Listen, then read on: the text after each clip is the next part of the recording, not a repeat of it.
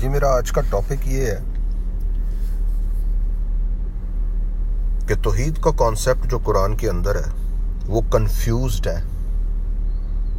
Confused concept ہے قرآن کے اندر توحید کے بارے میں، اور ایک کلیئر کانسیپٹ ہے.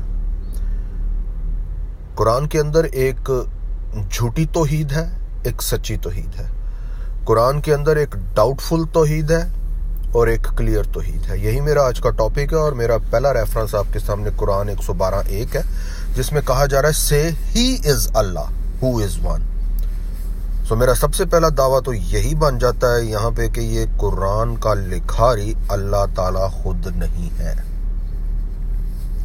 یعنی کنفیوژن یہیں پہ شروع ہو جاتی ہے. اگر اللہ تعالیٰ کا یہ کلام ہوتا تو پھر یہاں پہ الفاظ یہ آنے چاہیے تھے سے I am Allah who is one.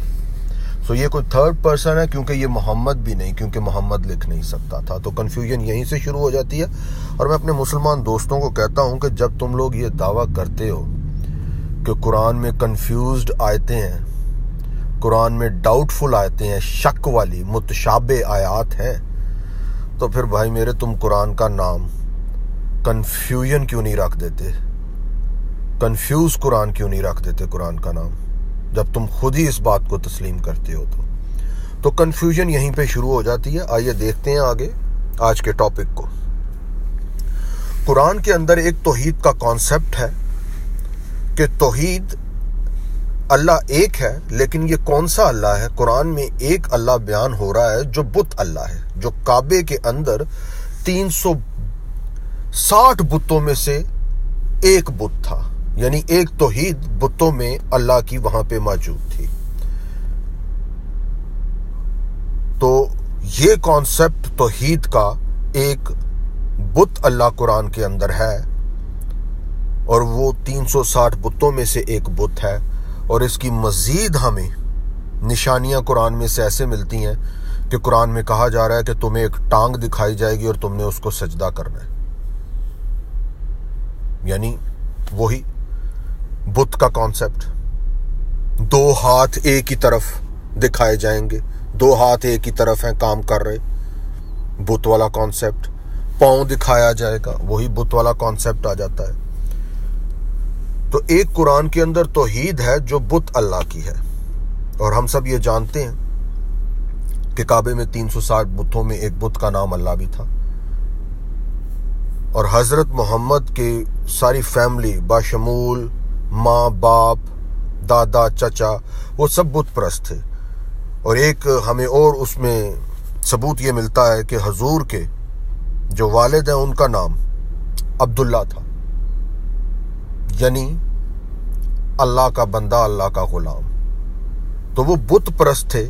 وہ کون سے اللہ کے غلام اور اللہ کے بندے تھے؟ وہ اس بت اللہ کے جو کعبے کے اندر ہے اس کے غلام اور بندے تھے. پھر ہم دیکھتے ہیں قرآن کے اندر ایک توحید ہے جو انسان اللہ کو پیش کرتی ہے، یعنی مین گاڈ کو. کیسے؟ کہ قرآن کے اندر ہمیں ملتا ہے آیات ایسی ملتی ہیں کنفیوژن والی، جن میں لکھا ہوا ہے کہ تمہارے لیے بیٹا اور میرے لیے بیٹیاں. یعنی یہ انسانی فطرت کی بات آ جاتی ہے. اور پھر تم چاہتے ہو کہ میرا بھی بیٹا ہو تو پھر میری بیوی ہونی چاہیے. مجھے بیوی دو، میں بیوی کہاں سے لاؤں؟ میری بیوی کہاں ہے؟ تو یہ بھی وہ انسانی جذبات و احساسات جو ایک مرد کے ہوتے ہیں وہ اس قرآن کا لکھاری توحید کی شکل میں، اللہ کی شکل میں بیان کر رہا ہے. اور پھر ہم دیکھتے ہیں کہ قرآن میں ہی لکھا ہوا ہے کہ اللہ تعالیٰ کی جو روح ہے وہ مرد، پورا مرد بن کے مریم کے سامنے آ جاتی ہے اور مریم کی شرمگاہوں پہ پھونکے مارتی ہے. یہ بھی ایک انسانی کوئی مردانہ عمل جو ہے اس کا عنصر یہاں پہ غالب ہے. یعنی ایک مین گاڈ، ایک مین اللہ، ایک مین کی توحید اللہ کے طرح قرآن میں بیان کی گئی ہے. پھر ہم دیکھتے ہیں کہ اللہ کے پارٹنرشپ ہے. توحید ہے لیکن ساتھ پارٹنرشپ بھی ہے قرآن کے اندر، یعنی سجدہ کرو آدم کو. پھر اور بہت سارے ملینز کی تعداد میں پارٹنرشپ ہے اللہ کی. بائبل کا خدا کہتا ہے کہ جب کوئی مجھ سے بڑھ کے نہیں، کوئی مجھ سے بڑا نہیں، تو میں اپنی ہی ذات کی قسم کھاتا ہوں۔ لیکن قرآن بھرا پڑا ہے کہ قرآن کا اللہ جو ایک توحید پہ مسلمان بیان کرتے ہیں، وہ اپنی ہی تخلیقات کو اپنے برابر بنا کے، اپنے شریک بنا کے، اپنا پارٹنر بنا کے ان کی قسمیں کھا رہے ہیں۔ قلم دوات سے لے کے، آسمان اور زمین سے لے کے، چاند ستاروں سے لے کے، اور انسانوں کی بھی قسمیں۔ تو یہ شرک ہے اور پارٹنرشپ ہے اللہ کی توحید میں، اپنی ملینز کی تعداد میں چیزوں کے ساتھ، تخلیقات کے ساتھ۔ تو یہ توحید جو ہے یہ ایسے ہی ہے جیسے ملین گاڈز ہندوؤں کے ہوتے ہیں، یہ وہ توحید بھی قرآن کے اندر موجود ہے۔ پھر ہم دیکھتے ہیں ایک سچی، ستھری، عظیم، سچے زندہ خدا کی پہچان قرآن کے اندر، اور وہ ہے کہ جو سچا اور زندہ خدا ہے، جو بت خدا نہیں، جو مردہ خدا نہیں، وہ توحید جو ہے وہ اللہ کی اپنی روح اور اللہ کے اپنے کلمے کے ساتھ ایک وحدت میں، ایک توحید میں ہے۔ اور وہ توحید کی آیات کہ خالق ہے کلمہ بھی اس کا، خالق ہے اس کی اپنی روح، یہ حوالہ جات آپ کے سامنے ہیں قرآن میں۔ قرآن 32:9 اللہ کی روح خالق ہے، قرآن 16:40 2:117 اللہ کا کلمہ خالق ہے، قرآن 3:49 وہ ہستی کی شکل اختیار کر کے بھی کلمہ خالق ہے، تخلیق کر سکتا ہے، قرآن 3:49۔ پھر ہم دیکھتے ہیں کہ، اور میرا چیلنج ہے سب مسلمانوں سے کہ مجھے کوئی قرآن کی ایسی آیت میرے سامنے پیش کر دیں جس میں اللہ کا کلمہ خالق نہیں ہے اور تخلیق ہے۔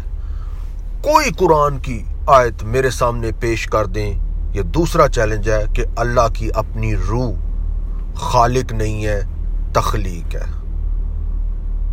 اللہ کا کلمہ، اللہ کی اپنی روح، وہ ایبسولوٹ ہے، اٹرنل ہے، ایک وحدت پہ ہے، ایک توحید پہ ہے، اور نہ انہوں نے کبھی کسی کو جنا ہے اور نہ وہ کسی سے جنے گئے ہیں۔